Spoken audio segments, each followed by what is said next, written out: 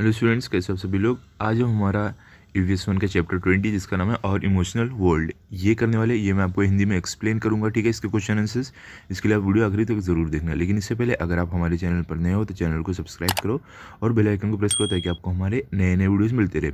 और इसी वीडियो के कमेंट सेक्शन और डिस्क्रिप्शन बॉक्स में मैंने एक प्लेलिस्ट का लिंक दिया, जिस पर आप क्लिक करोगे तो आपको हमारे सारे वीडियोज़ मिल जाएंगे 5वीं क्लास के, ठीक है। तो चलो स्टार्ट करते हैं। देखो पहला क्वेश्चन क्या है, फिल इन द ब्लैंक्स, मतलब खाली जगहों को हमें भरना है। पहला क्या है, just as man is able to think he is also emotional.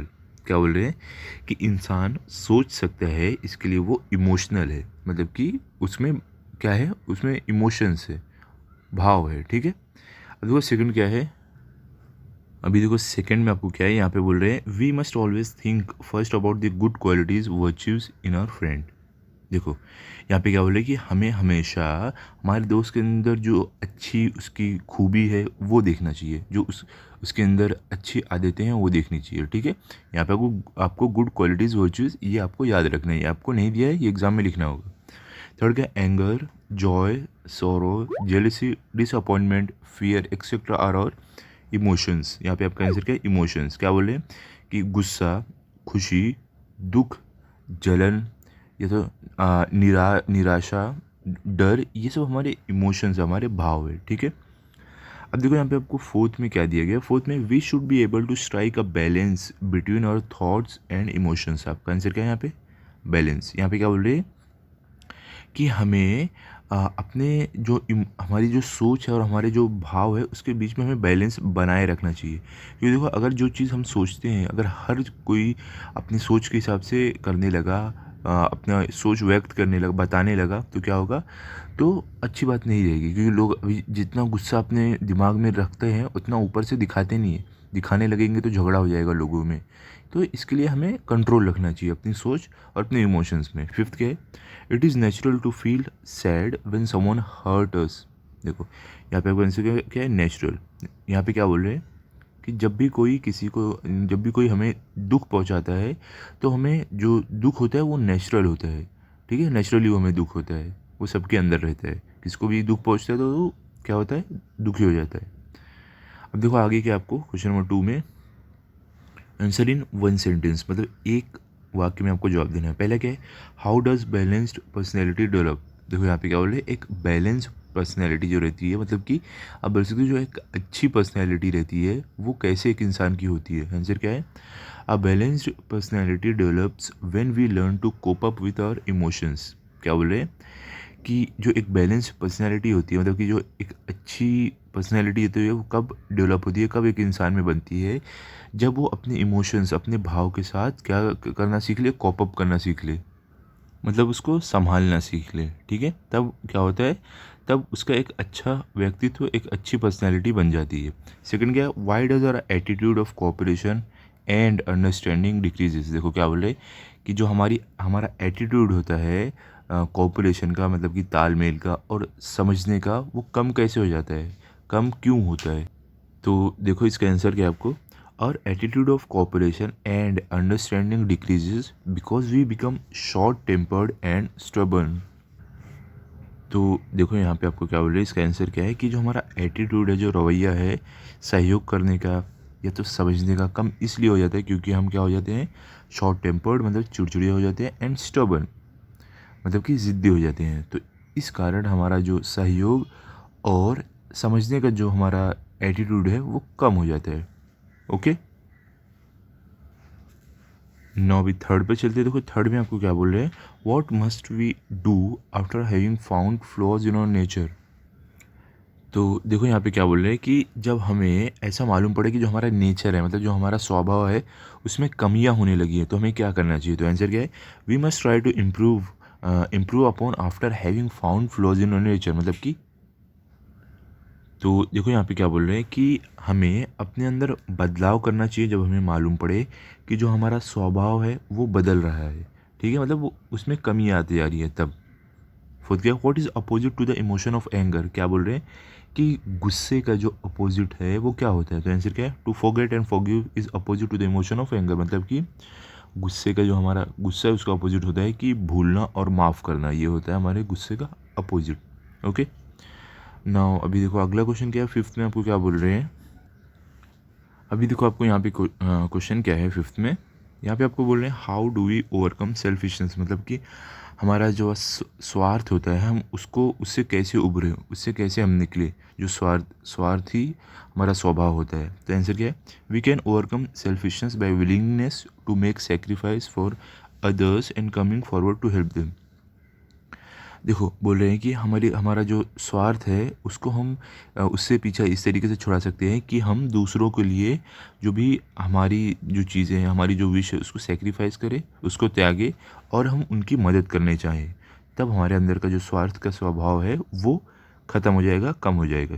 तो यहाँ पे देखो अभी आपको क्वेश्चन नंबर 6 में क्या दिया गया है, which aspects of our behaviour need to be changed, मतलब कि हमारा जो स्वभाव है कौन सा स्वभाव हमें चेंज करना चाहिए। तो आंसर क्या है, those aspects of our nature that bother us and others needs to be change, मतलब कि हमारा वो स्वभाव जो हमें और दूसरों को परेशान करता हो वो हमें चेंज करना चाहिए। ठीक है, सेवेंथ क्या अभी देखो यहाँ पे, what will happen if you fail to change the bothersome aspects of our nature, मतलब कि क्या बोल रहे हैं कि हमें क्या होगा अगर हम एक हमारा स्वभाव होता है ना उलझन वाला जिसे बोलते हैं, अगर हमें जो उलझन वाला हमारा स्वभाव है कि कोई भी बात को लेके हम एकदम परेशान हो जाते हैं, वो अगर चेंज नहीं होगा तो क्या होगा। तो आंसर क्या है, if we fail to change the bothersome aspects of our nature this will take the shape of flaw in our personality.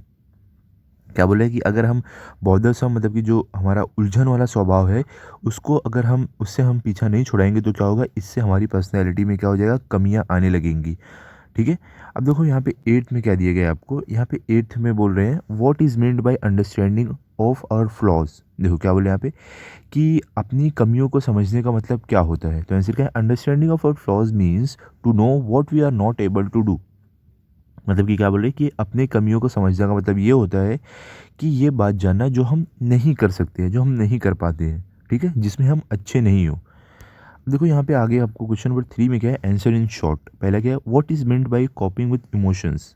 देखो यहाँ पे क्या बोल रहे हैं कि कॉपिंग विद इमोशंस मतलब क्या होता है। तो देखते हैं आंसर में क्या है, coping with emotion means we can control our emotions by thinking properly, मतलब कि हम जो हमारा इमोशन जो हमारा स्वभाव है उस पर हम कंट्रोल पा सकते हैं, नियंत्रण पा सकते हैं अगर हम अच्छे से सोचेंगे तो।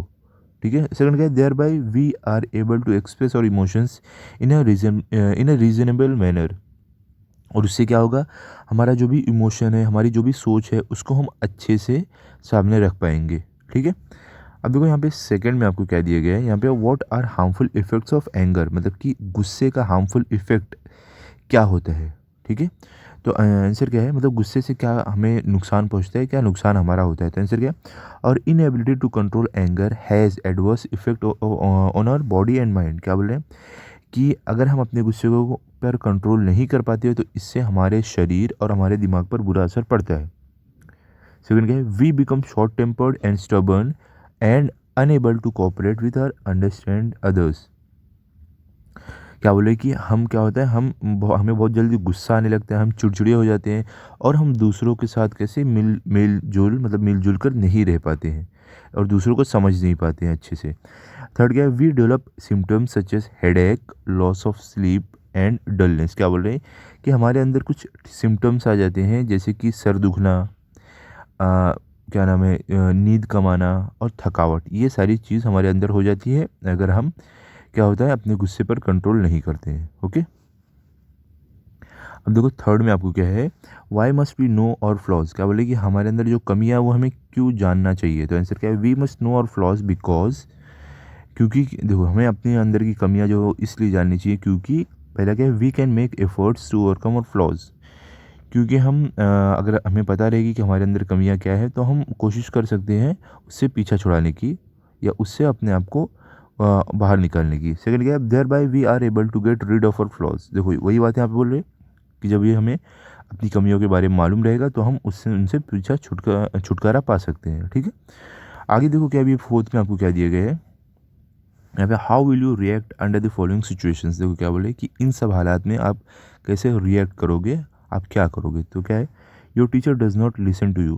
क्या बोले कि आपकी जो टीचर है वो आपकी बात नहीं सुन रही है तो आप क्या करोगे। तो आंसर क्या, I will feel disappointed that my teacher did not listen to me. तो क्या बोले कि अगर मेरी टीचर मेरी बात नहीं सुनेगी तो उस वक्त मुझे बहुत ही बुरा फील होगा। However I will give one more try to convey my difficulties and hope that he will listen to me. क्या बोले लेकिन मैं अपने टीचर को एक और चांस, एक और मौका दूंगा और मैं अपनी जो भी परेशानी है टीचर को बताऊंगा और ये उम्मीद करूंगा कि टीचर इस बार मेरी परेशानी को सुने, मेरी जो भी बात है। ठीक है। अब देखो यहाँ पे सेकंड क्या है, your parents ask your opinion while making decisions. अब देखो क्या बोले कि जब भी आपके पेरेंट हैं आपकी राय लेते हुए कोई भी डिसीजन बनाने में, कोई भी डिसीजन लेने में, तो आपको कैसा फील होता है? तो आंसर क्या है, I will feel very happy when my parents ask for my opinion. क्या बोले कि मुझे बहुत ही ज़्यादा खुशी होगी जब मेरे पेरेंट्स, जब मेरे माता पिता मेरी क्या राय है पूछेंगे किसी चीज़ के लिए। I will also remain grateful to them for this consideration. और क्या बोल रहे हैं कि मैं उनके इस कंसिडरेशन मतलब कि उन्होंने जो मेरे बारे में ऐसा सोचा उसके लिए मैं उनका बहुत ज़्यादा ग्रेटफुल रहूँगा, मतलब बहुत ज़्यादा उनका, आप बोल सकते हैं उनका शुक्रिया बहुत करूँगा, उनका धन्यवाद करूँगा। ठीक है। थर्ड क्या है, your friend got a big prize. अब देखो आपका एक दोस्त है, उसको बहुत बड़ा प्राइज़, बहुत बड़ा इनाम मिला है, तो आप कैसा फील करोगे? I will be very happy and proud that my friend got a big prize. मतलब कि मुझे बहुत ही ज़्यादा खुशी होगी कि मेरे दोस्त को बहुत बड़ा इनाम मिला है। ठीक है। तो अभी देखो यहाँ पे आगे क्या, आपको यहाँ पे फोर्थ में है, योर क्लासमेट्स प्रेज यू। मतलब कि जो आपके क्लासमेट है वो आपकी तारीफ़ कर रहे हैं, आपके जो दोस्त हैं, क्लास के दोस्त, वो सब। आंसर क्या, I will feel very elated that my classmate praised my work. क्या बोले कि मुझे बहुत ही ज़्यादा खुशी होगी, बहुत ज़्यादा गर्व होगा कि मेरे जो क्लास में दोस्त हैं वो लोग मेरे काम की तारीफ़ कर रहे हैं। I will work harder to live up to their expectations. और उसके बाद मैं और भी ज़्यादा मेहनत करूँगा ताकि मेरे दोस्तों से मुझे जो भी मेरे दोस्तों को मुझसे जो उम्मीद है मैं उस पर खरा उतरूँ, इसके लिए मैं और ज़्यादा मेहनत करूँगा। फिफ्थ क्या है, Rohan insulted you in class. अब समझ लो कि रोहन ने आपको क्लास में इंसल्ट किया, आपके साथ क्या किया, बदतमीजी किया, तो आपको कैसा फील होगा? आंसर क्या है, I will feel very sad that Rohan insulted me in class. क्या बोले कि मुझे बहुत ही ज़्यादा दुख होगा कि रोहन मुझे क्लास में मेरी बेइज्जती किया। Rather than losing my temper I will talk to him tomorrow and clear the misunderstanding between us. क्या बोले कि अपना मैं गुस्सा, मतलब कि गुस्सा होने से अच्छा मैं क्या करूँगा, मैं अपने गुस्से पे कंट्रोल करूँगा और दूसरे दिन मैं उससे बात करूँगा और जो भी हमारे बीच में गलतफ़हमी है उसे दूर करने की ट्राई करूँगा। ठीक है। अब देखो यहाँ पे क्वेश्चन नंबर फिफ्थ में क्या है, what will you do in this situation. अब क्या बोल रहे हैं कि ऐसे हालात में आप क्या करोगे? पहले क्या, Rohini von a prize in an ऐसे कॉम्पिटिशन।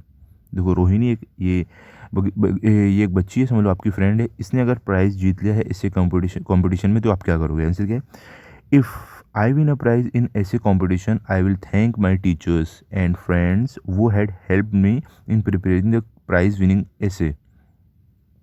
देखो अब क्या बोला है, अगर आप भी इसी तरह ऐसे कंपटीशन जीतोगे तो आप क्या करोगे? तो यहाँ पे क्या बोला है कि अगर मैं इसी तरीके से रोहिणी के जैसे ऐसे कंपटीशन में कोई प्राइज़ जीतूँगा तो सबसे पहले मैं अपने दोस्तों और जो भी टीचर्स हैं उनका मैं धन्यवाद करूँगा कि उन्होंने मुझे जो प्राइज़ विनिंग ऐसे को तैयार करने में मेरी मदद की है। I will assure them that I will work harder in future to live up to their expectation. और क्या बोल रहे हैं कि और मैं उनको ये भी बोलूँगा कि आपको जो भी मुझसे उम्मीद है मैं उस पर खरा उतरने के लिए आगे भी मेहनत करता रहूँगा या करती रहूँगी। ठीक है।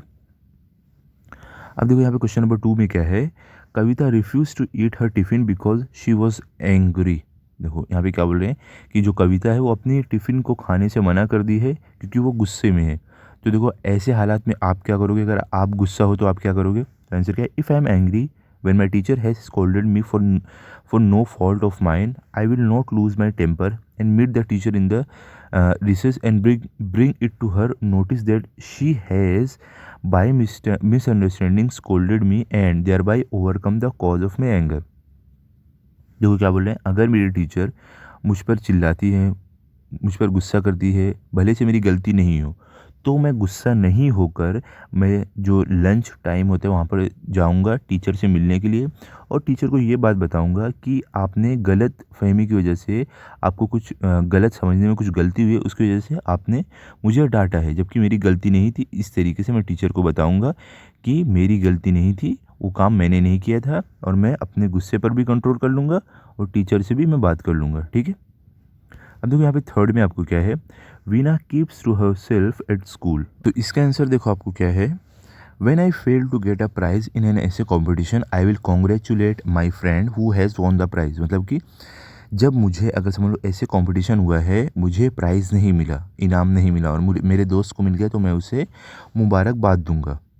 I will also resolve to work harder at the next ऐसे कॉम्पिटिशन। और मैं उसके बाद अगले ऐसे कंपटीशन की तैयारी और ज़्यादा मेहनत से करूँगा या करूँगी, ताकि मैं अगला प्राइज़ जीतूँ। ठीक है। अब देखो यहाँ पे फोर्थ क्वेश्चन क्या है आपको, मकरांद says I can't help if I have a stubborn personality. देखो क्या बोले, जो मकरांद है ये क्या बोल रहा है, किसी ने इसको बोला है कि तुम्हारा स्वभाव चिड़चिड़ापन है। तो ये क्या बोल रहा है कि मैं इसमें कुछ नहीं कर सकता अगर मेरा स्वभाव चिड़चिड़ापन है। तो देखो ऐसे हालात में आप क्या करोगे, आंसर क्या है, I do have a self respect but I am not arrogant. क्या बोल रहे हैं कि मेरी भी सेल्फ रिस्पेक्ट है, मतलब कि मैं भी अपने आप की जो सेल्फ रिस्पेक्ट है मेरी भी है, मेरी नज़रों में बहुत है, लेकिन मैं एरोगेंट नहीं हूँ।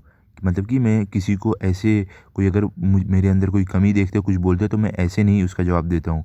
I will admit my mistake and apologise to my parents and promise them that I will bunk my classes and study hard. Sorry, यहाँ पे I will not bunk my classes and study hard. देखो क्या बोल रहे कि मैं क्या करूँगा, अगर किसी, समझ लो मेरे माता पिता ने ऐसा बोला कि तुम्हारे अंदर बहुत चिड़चिड़ापन हो गया है, तो मैं उनसे माफ़ी मांगूंगा और उनको ये भी प्रॉमिस करूँगा कि मैं आज के बाद कभी भी अपना क्लास बंक नहीं करूँगा और ज़्यादा मेहनत से पढ़ूँगा। ठीक है। तो ये था हमारा चैप्टर 20, ये कंप्लीट हो गया है। आप इसे अच्छे से पढ़ लो और लर्न कर लो। अभी अगले वीडियो में हम करेंगे चैप्टर 21। तो अगर आपको ये वीडियो अच्छा लगा हो तो आप इस वीडियो को लाइक करो, अपने दोस्तों के साथ शेयर करो और चैनल को सब्सक्राइब करो। Thank you.